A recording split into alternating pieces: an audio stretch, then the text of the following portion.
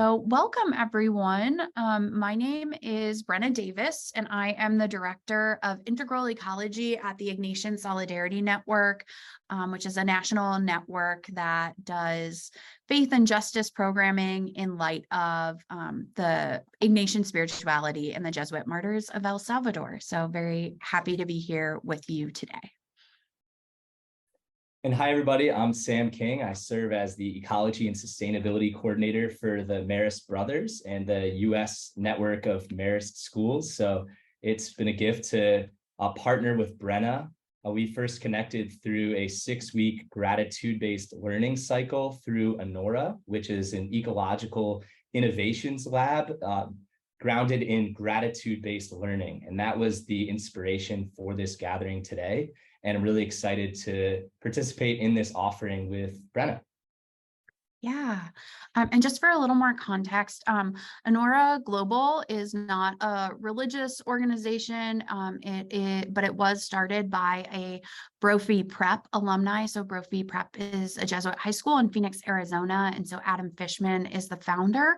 Like Sam said, we've been working with Adam on kind of gratitude-based learning, and I guess just from the beginning, want to say that even Adam talks about gratitude-based learning as kind of this evolving process. And so Sam and I are really curious to hear your thoughts about this. So please feel free to ask for clarification throughout if something is unclear.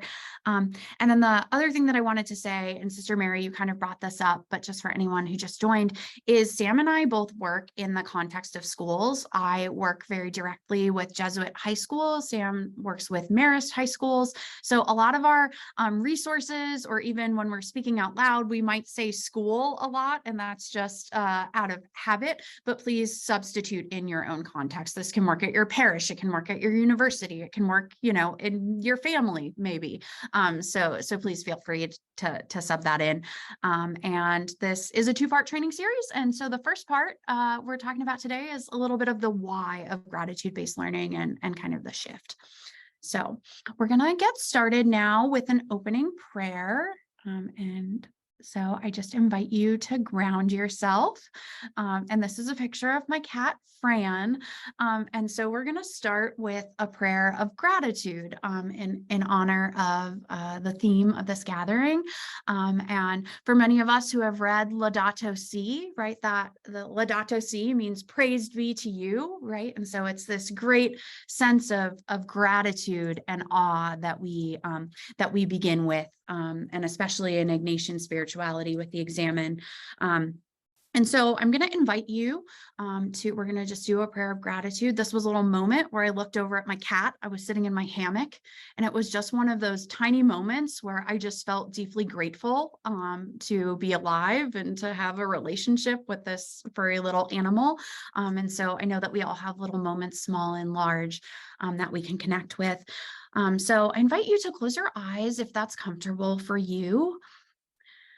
And we're just gonna begin by taking maybe a deep grounding breath, maybe imagining your feet rooting into the ground. I'm sure all of us are busy and coming from a myriad of activities. So as we begin to reflect on gratitude, the word origin comes from the same word as grace, right? A gift we did nothing to earn. And we are connected to a God of reckless abundance who just showers gifts upon us. And so I invite you in that spirit to begin to reflect on all that had to happen for you to be here right now in this Zoom meeting, but also on this planet, right? None of this had to be, and the fact that it is a gift and a miracle that sometimes in our day-to-day lives we can start to forget. I invite you to take a moment just to think about deep time and all of the things that had to happen cosmically in just the right amount for life to exist. The slight tilt of the planet that gives us seasons, just the right amount of atmosphere for oxygen to exist. And then I invite you to think just a little more personally as well. Think about your own life. We didn't even will ourselves into existence. So just invite you to let your thoughts wander from childhood to this very moment as you consider for what and for whom are you most grateful. This can be moments small and large, from the glimpse of a beloved pet, maybe to moments in nature, moments with a beloved family member, friend. Even starting to think about and experience some gratitude around people or experiences that led you to care deeply about ecology in this work.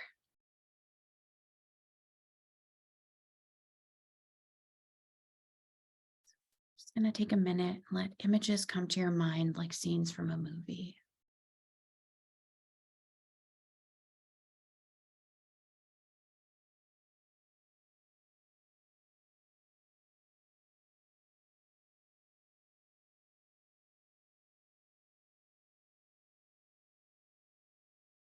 There is a particular moment that is standing out to you. I invite you to zoom in on that, something for which you're particularly grateful. Just take a moment to savor.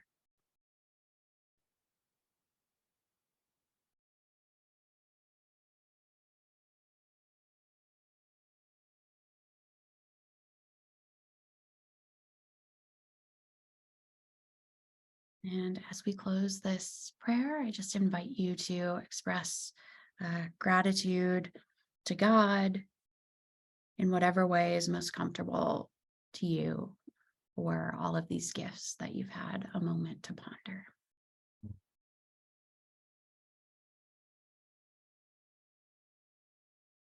Amen. Amen. Thank you for that beautiful opening prayer, Brenna. And in that spirit of gratitude, we thought we would begin by moving into some breakout rooms and asking ourselves, what are you celebrating in your life right now? What are you grateful for? What blessings do you enjoy? And to share that with a breakout room that we'll return to a few times over the course of the webinar, and to really ground in this spirit of gratitude and celebration. So we'll move into 5 breakout rooms and take about 5 minutes to share. Please introduce yourselves and share what you are celebrating and grateful for. Great. Thank you, Brenna. So Brenna and I thought we would begin with this question: why center in gratitude, right? And this is one of the big questions that first brought us together with Honora to be embarking on this 6-week course in gratitude-based learning, with the recognition that often when we approach ecological issues, we are gripped by a state of fear, right? And those of us experiencing wildfire smoke or flooding or extreme heat often feel the sort of pangs of fear when we think about the state of our climate and biodiversity and issues of pollution. But when we flip the conversation from thinking about a problem to be solved to beginning from a place of gratitude, our whole paradigm begins to shift.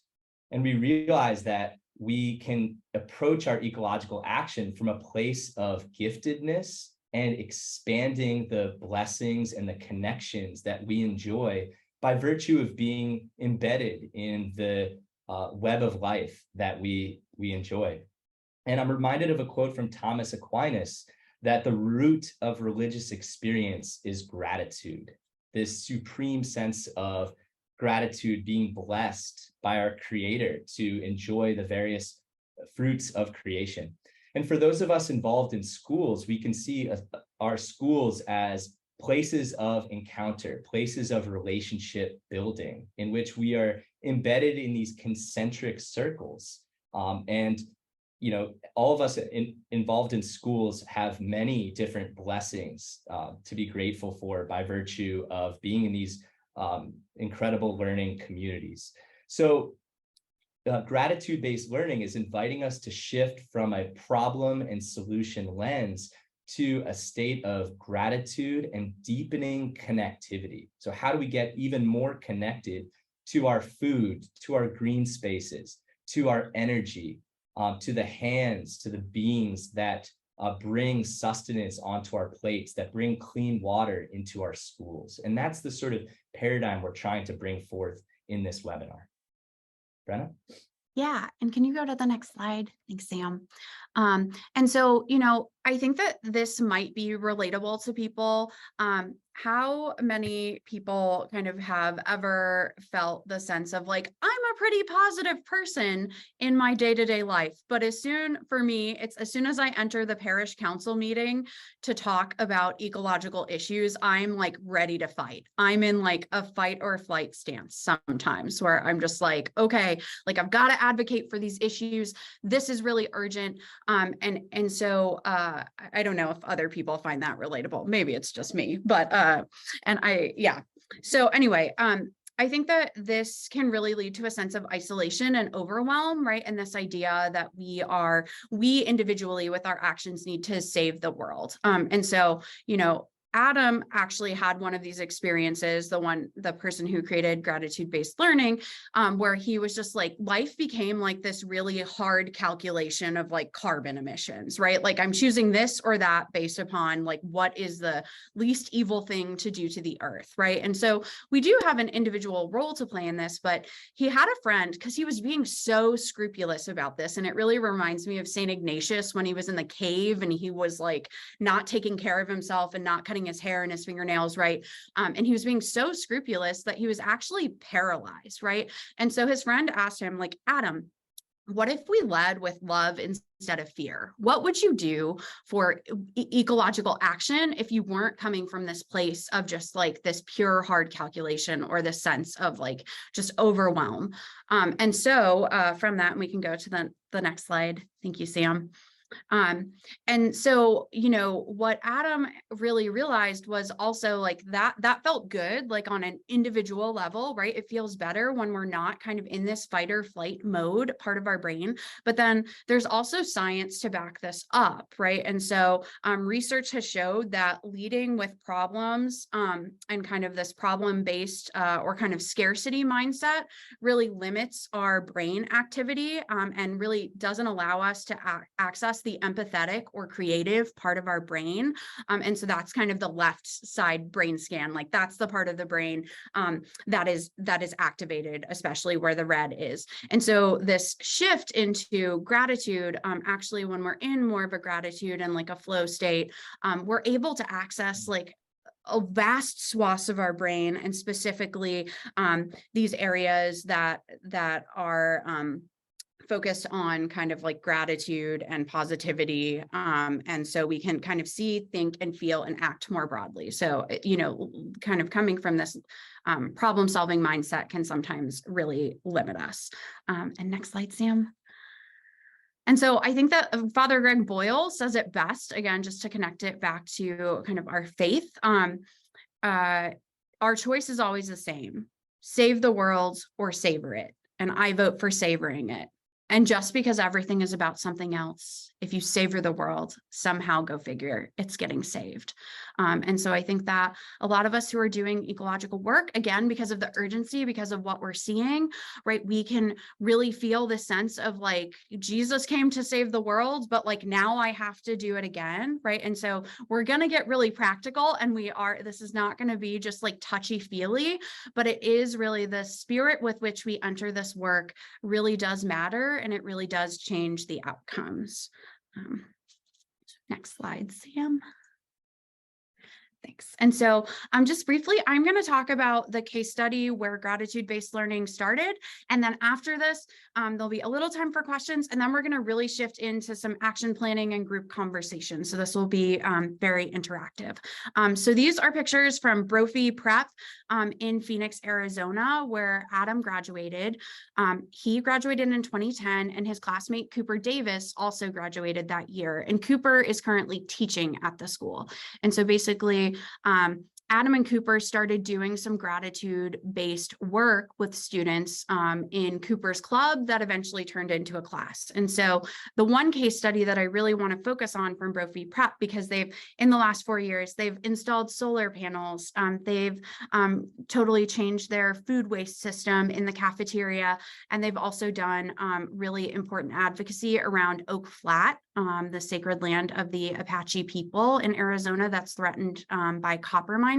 And so, I was so fascinated. I was at Brophy, and I was like, how is the school getting so much done? And so what they did is they really entered into their school system from a gratitude-based mindset. So they said, okay, let's look at our school, and specifically, we really want to focus on the food system. And instead of starting from the place of, well, what do we not like about our food system? What isn't working? Look at how many water bottles are being thrown away in the trash can, right? They started with, what are we grateful for? So they had a conversation as a class. What do we appreciate about the food system at our school? And Adam has this great little anecdote that he said, students started talking about trash cans and like their gratitude for trash cans on campus. And eventually it rippled out to, because of trash cans on our campus and the workers, the facilities workers, like we're able to go to college and live out our vocations in their plenitude, right? And so I just think that that's really cool. So they started with the food waste system. They got, and then they got really curious. So they were like, okay, we're really grateful for this system, for the cafeteria workers, for the facility workers. They expressed those gratitudes in as a group.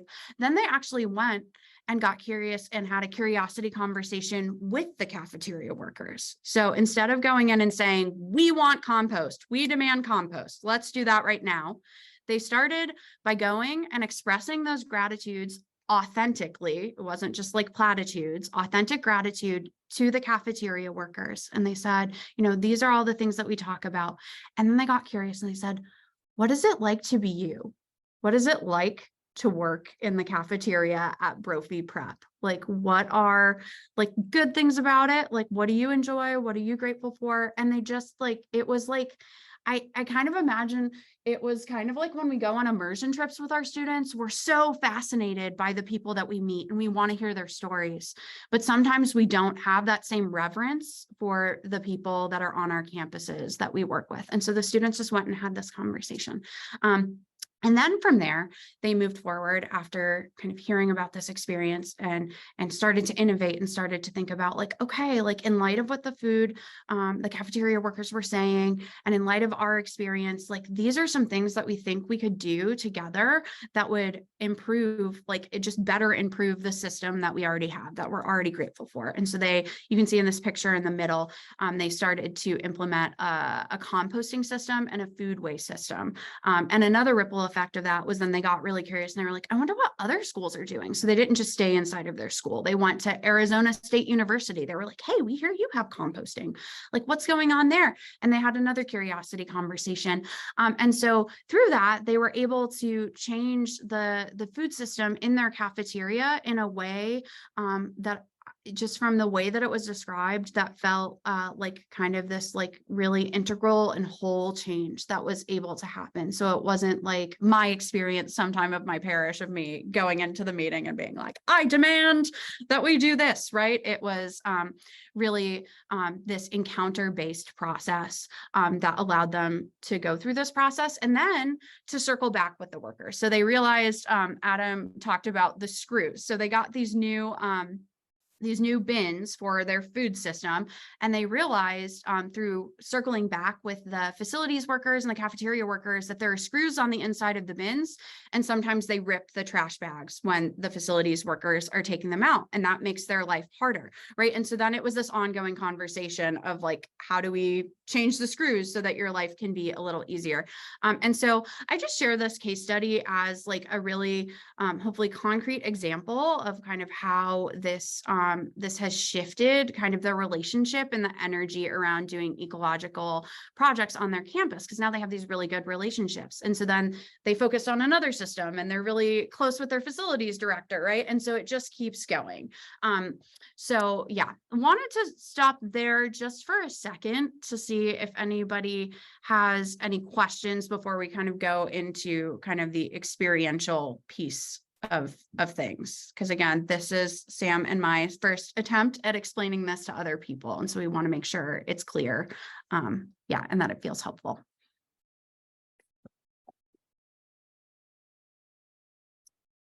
Okay, cool. If people do have questions, feel free to drop them in the chat as we're going or to unmute, but we'll just keep moving forward then. Sounds good.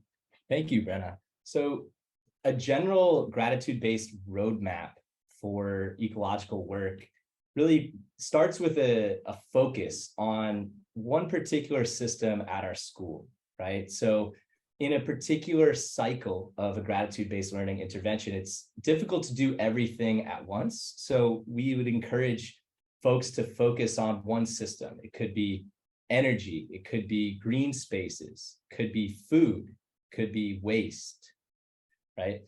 And then to enter into this process of discovery, as Brenna spoke about with regard to Brophy, getting really curious about that system. And this is a great opportunity to teach students about the nature of ecosystems, the interconnectedness of life, right? And to think about ourselves as embedded within these concentric circles, right? And so as Brenna spoke about with regard to Brophy, like getting really curious about where our food comes from, right? And who is handling the food that we enjoy in cafeterias, right? How is it grown? How is it sourced? Who is bringing it to the dining hall? Who are the dining hall workers who are preparing the meals? And then, for instance, how much food is being disposed of, right? Where is it going? So looking at the entire life cycle of food. And then thinking about a journey of expansion. So once we get really curious about all those concentric circles and we express gratitude for all those blessings, all those systems in which we participate, how do we deepen the positive dimensions of those ripples, right? And so that's the journey of expansion rather than sort of a problem-solving lens. And then we can embark, as Brenna recounted, on this process of relationship building, right? That this is ultimately a relational endeavor and building partnerships across our schools, across our institutions, right? In the Marist community, we have these robust green teams with over 50 student leaders at our 10 schools. And we're working on building these relationships with cafeteria workers, with maintenance staffs, with administrators, right? And then how do we connect with all those most impacted by any changes we might bring forth, right? And rather than assuming we know what's needed, how do we speak to all the stakeholders involved and really get a holistic sense of, the food system at our school and how we can deepen positive ripples? So we thought we would start with a few ecosystem maps to think about very tangibly what are the various systems at our schools or institutions. So this first map invites us to look at our school and then the various systems that we participate in at our school. And again, if you're involved in a university, a parish, or other institution, you can feel free to use the whatever institution you're affiliated with. And so Brenna put in the chat a link to this ecosystem map, and we invite you to download it. So once you open it in Google Drive, if you click download, you should be able to edit it on your desktop. So once you download it, we invite you to take a few minutes to just fill in these different circles, right? What's the name of your institution? And then can you think of some systems that your institution contains? So for instance, trash cans or green spaces, a cafeteria, bathrooms, right? Okay, so let's take about 3 minutes to do that, and let us know if you have any questions accessing the document. Yeah, and I would just say we don't want to complicate people's lives. So also, if you have a pen and a pencil, you can do this on paper, or you can just think about it. I know we have a couple of friends who are in an airport, so thank you for joining us from there. Absolutely. Take about another minute. And at the end, after we're going to do 3 of these maps, you'll have a chance to share your reflections in breakout rooms.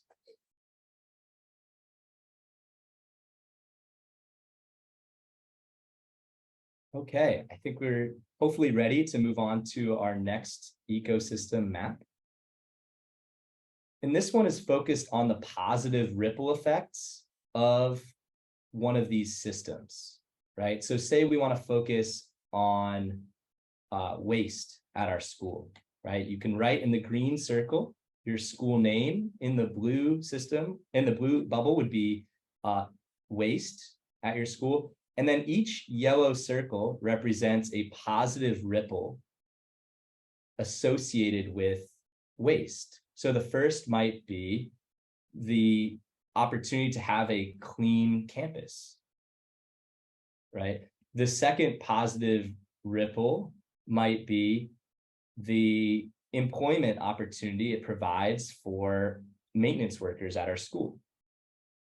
And then the third positive ripple might be that by maintaining a clean school environment, it allows students to focus on their studies and ultimately grow as people, right? So really focusing on all the positive elements associated with waste, okay?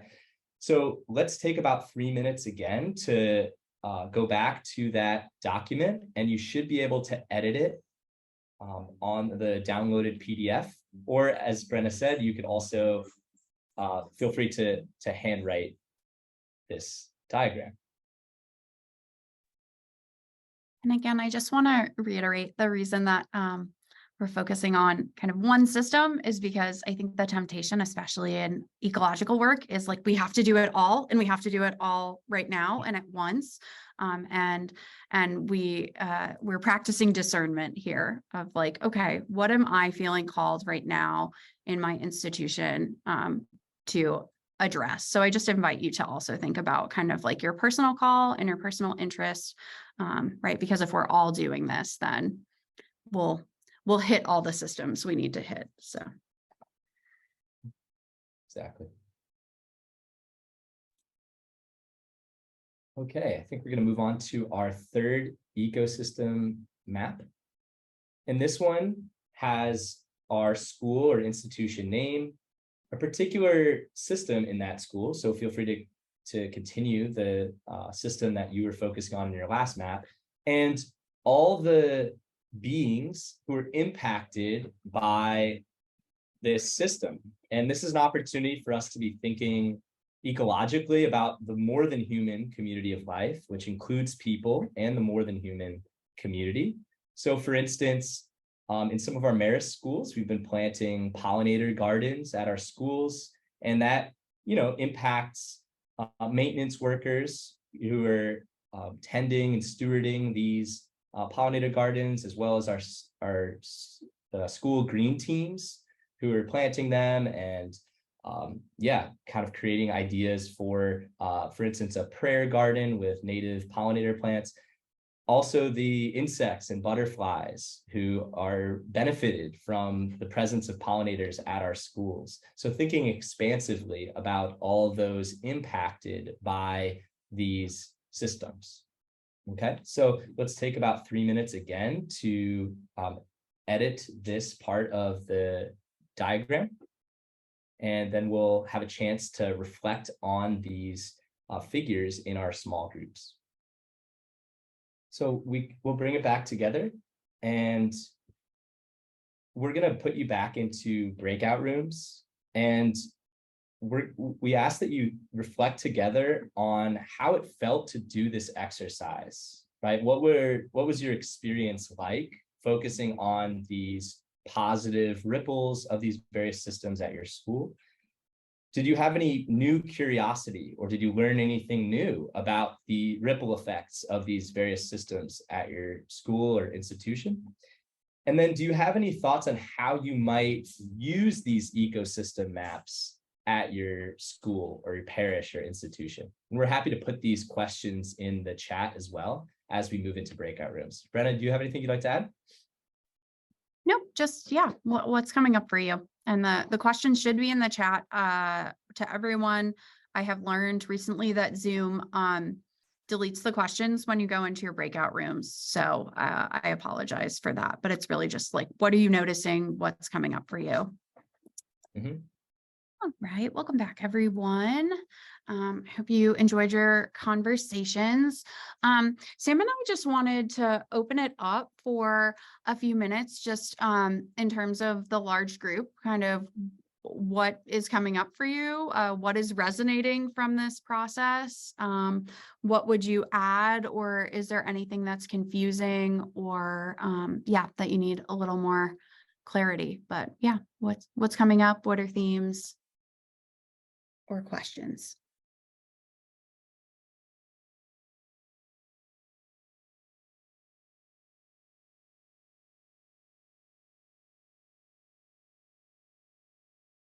Yeah, Kathy. I would just say that this process gets you going on a very positive bent right away, instead of focusing on the problem. It's just, it kind of sweeps you right into very positive thinking. And Catholic Climate Covenant did a piece last night. They had 3 different people speaking, and one of the women said, "Scare to care doesn't work." And they were talking exactly about what Brophy did, but they had a school in Tucson that they were highlighting at Sal Point. And I was so impressed by that. So this now is a very practical application of what they were talking about last night. So I thank you for that.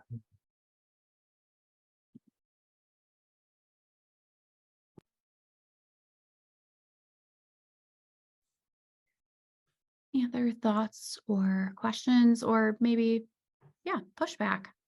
So something that came up in our conversation was how some of the, I don't know, ideology or the central concepts here really, I'm gonna have a hard time figuring out the right words and how to say it, but really reminds us of like in the indigenous, like of what some of us have experienced through writings. We've read about how the indigenous cultures approach the natural world, and we were just wondering if there's been any discussion about or acknowledgement of that aspect of how, as far as like having an outlook of gratitude and reciprocity, and how that's something that's been the approach of indigenous cultures for thousands of years, and how it's in some ways it's like we're like now being like, oh, there's this great way to approach like doing things as if it's like not something another, I don't know, just that was something that came up in conversation, and that's about all I can really say as far as recognizing some of the similarities. Well, Meg and I were in a group together. I think I can help a little bit. I'm the one who brought it up. I'm of Mexican American descent, and I don't know if there's any other BIPOC people here, but I come with that lens when I enter into a space, always, of being brown. And so yeah, so I was saying that I was having a bit of trouble fully engaging with the activity, and I was immediately drawn to the idea of gratitude-based learning, but was having a bit of trouble because a lot of this feels like it's been borrowed from Indigenous wisdom, spirituality, traditions. And Meg brought up braiding sweet grass, for example, as something that we have all gravitated towards and had a really hard time finishing because it's so beautiful and profound, and we want to really let everything sink in.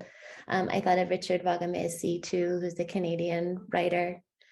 And someone local where I am in Minnesota is Linda Lagarde Grover, who these ideas, they've been repeated so often in Indigenous writing and teachings that I was just wondering if that has been acknowledged, that we're giving credit to the people who began this work long before us. Yeah, I think that's a really valid point. And like I said, this is an emergent process that we've been going through with Adam and Honora. So I'm not sure that there has been any recognition of that on their end and on our end today. So I think that that is definitely an area of growth, and just naming that because you're completely correct. Mm-hmm. Yeah, absolutely. I think that acknowledging that this approach in many ways is embedded in Indigenous lifeways across many cultures is really important. And I think I hope a conversation we can continue to have is how to bring forth this gratitude-based learning perspective in a way that honors but does not appropriate Indigenous wisdom and lifeways. So, we'd love to continue the conversation, Amanda, and I think, is it Meg? If you have any suggestions or thoughts, because as Brenna said, this is an emerging program as we are thinking about ways to make positive differences in our school environment. So we welcome, any collaborators or constructive criticism and feedback. So thank you. Anybody else like to share any thoughts, reflections?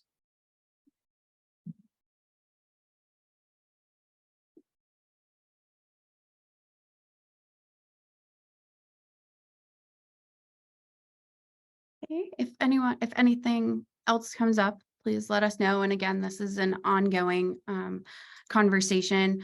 I did just want to, or Sam, do you mind sharing the screen again? Absolutely. If you've got it available? Because I think that, when I was talking to Adam about this process, what I thought was really interesting and, are the kind of connections, like the lens that I have learned through is Ignatian spirituality.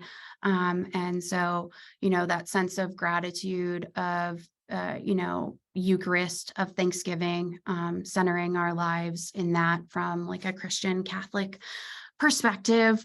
And so what I think is really cool about this, and we're going to go a little bit more into the how in the second part of the series, is that this is kind of a spiral process, right? So we kind of start by discovering one of these systems through conversation and collaboration and curiosity and relationship, kind of imagining what is possible, thinking about improvements that we would like to make collectively and with a sense of subsidiarity, right? So again, not imposing things, saying like, oh, we're going to totally revamp the cafeteria and not talk to anybody who is directly impacted by that system, and then implementing, and then evaluating, and then discovering again. So it's kind of like this spiral process that continues to happen again and again. And then Sam, if we could go to the next slide. And just for anybody who is in kind of the Ignatian world, I feel like we talk about the Ignatian pedagogical paradigm a lot, or the pastoral circle, or the see, judge, act model. And I think that, you know, this process in my mind is really mirroring that process of like thinking deeply about an experience we're having in our community, and also the direct experience of other people in our community, doing some analysis of why it is the way it is. We add kind of theological reflection in light of our faith to help us discern next steps, and then we take action. And so, you know, just as we were talking about kind of this spiral of action, I felt it helpful to kind of map it onto something that I already am familiar with from our faith tradition. And so if that's helpful to anyone, then good. And if this just feels more confusing to you, then please ignore it. Take what is helpful and leave what might feel confusing. So yeah. And then I think, yeah, we can move to the next slide, Sam. Which is just, and I think we kind of already did this, just questions or suggestions. So again, Amanda, really appreciate your feedback. And if anyone else has any questions or suggestions about this process or how we could make it clearer, please let us know, or you can provide feedback to both of us after the fact. And I'm just looking in the chat. Thank you. Okay. So we'll move into kind of closing and takeaways now. So we might end a little bit early. And so just our invitation, you know, I think I'm a spiritual director and do this ecology work. And I think, you know, Ignatian spirituality is all about finding interior freedom and kind of moving from a scarcity to an abundance mindset. And so just invite you as you go forth from here, just to even notice when you're kind of in that scarcity mindset, or feeling stuck, or feeling kind of in kind of that fight or flight mindset as you're entering into your ecological work. And maybe the noticing is enough. Like maybe just noticing that will just kind of give you some new energy around that. But you can also just attempt to shift towards gratitude or curiosity or relationship when you're finding yourselves in those moments. So I know I have a parish council meeting coming up, and so I will kind of try to take an interior kind of sense of how things are moving in me throughout the meeting, and just try to notice, you know, if I'm slipping into that scarcity mindset. So yeah, that's our invitation as you go forth. Sam, any other thoughts? Yeah, well, thank you so much for being here with us today, everybody. You know, as Brenna mentioned, we're excited to be embarking on this collaborative learning journey with all of you, and to just be, you know, placing these positive ripples in our communities, however we might. And for our next steps, we're going to have our follow-up webinar with some more hands-on ideas for how you might apply gratitude-based learning to your school, parish, or other communities on Wednesday, August 2nd from 1 to 2:30 p.m. But in the meantime, feel free to reach out to either Brenna or me if you have any ideas, suggestions, critiques, or ideas for how we might deepen this work, because ultimately it is a shared effort of solidarity as we try to come together and live out the spirit of Laudato Si and care for our common home. I see that Mary has her hand up. So Mary, yeah, feel free to jump in. I think you're muted. Righty. Well, thank you, everyone. Thanks so much for being here. Oh, let's see. We've also got, okay, yeah, awesome. So there are some suggestions in the chat for other resources from Kathy. So Thank you so much, everyone, for being here. I'll send a follow-up email out after this. And again, please don't hesitate to reach out, and we hope to see you on August 2nd. Yeah, thanks so much, everybody.